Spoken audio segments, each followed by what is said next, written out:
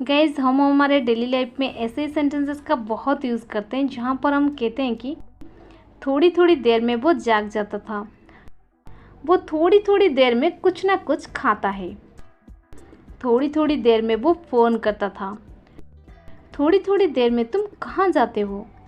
So guys इस प्रकार के सेंटेंसेस को हम इंग्लिश में कैसे कहेंगे जहाँ पर हम फ्रेज यूज़ करते हैं थोड़ी थोड़ी।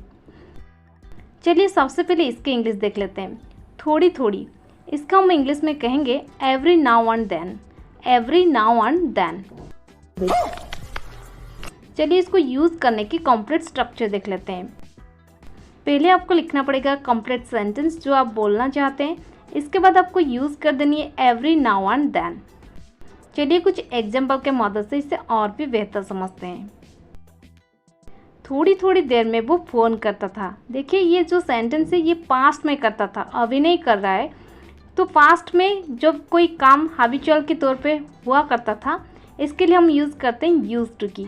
सो हमारा सेंटेंस बन जाएगा he used to call every now and then, he used to call every now and then.